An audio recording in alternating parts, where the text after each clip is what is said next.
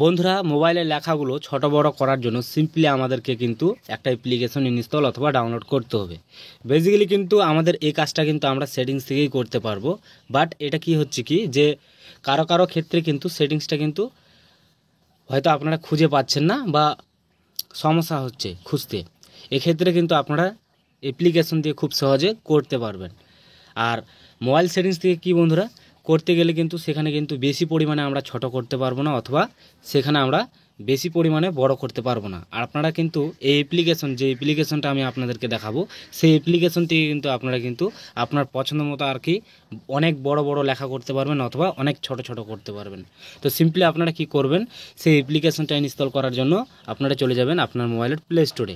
আমি প্লে স্টোরে চলে যাচ্ছি। যাওয়ার পর আমরা এখানে সার্চ অপশান পেয়ে যাব, যেখান থেকে আমরা সার্চ করি সেখানে চলে যাব। সার্চ অপশানে সার্চ করব আমরা। এই যে দেখতে পাচ্ছেন আমি অলরেডি এর আগে সার্চ করেছি। এই যে দেখতে পাচ্ছেন আমি ইনস্টল করে রেখেছি অ্যাপ্লিকেশনটা। এখানে আপনারা সার্চ করবেন এ প্লাস বিগ ফন্ট। এখানে লিখবেন এ প্লাস BIG বিগ স্পেস দিয়ে ফন্ট FONT ফন্ট লিখলেই কিন্তু আপনার সামনে কিন্তু এই অ্যাপ্লিকেশনটা চলে আসবে। এই যে দেখতে পাচ্ছেন অনেক পরিমাণে বড় বড় দেখাচ্ছে। এই যে লোগোটা আপনারা দেখতে পাচ্ছেন এ মানে ছোট থেকে বড় এ। তো আপনারা এখান থেকে এই অ্যাপ্লিকেশনটা এখান থেকে ইনস্টল অথবা ডাউনলোড করে নেবেন। তো আমি অলরেডি আগে থেকে ডাউনলোড করে রেখেছি। তো সিম্পলি আমি এই অ্যাপ্লিকেশনটাকে এখান থেকে ওপেন করছি। ওপেন করার পর আপনার কিন্তু এখানে পারমিশন চাইবে, তো সেটাও আমি দেখিয়ে দিচ্ছি। তো আপনারা সেই অ্যাপ্লিকেশনটা ওপেন করবেন। আমি এই যে দেখতে পাচ্ছেন ওপেন করছি। ওপেন করার পর আপনার সামনে কিন্তু এইভাবে ওপেন হবে। আর এখানে আমি এর আগেও বললাম যে পারমিশন দিতে হবে। তো আপনারা কি করবেন, এই যে দেখতে পারবেন এখানে কিন্তু অনেকগুলো অপশান চলে আসবে।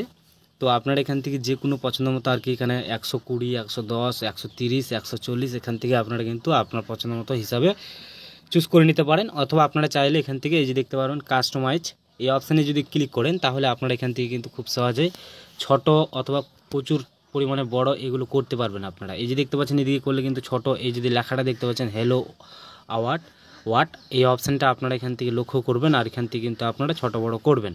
এখন আমি ছোট করছি, তার জন্য আমি সাইজটা বাঁ দিকে নিয়ে চলে যাচ্ছি। যাওয়ার পর আমরা এখানে দেখতে পারবো অ্যাপ্লাই।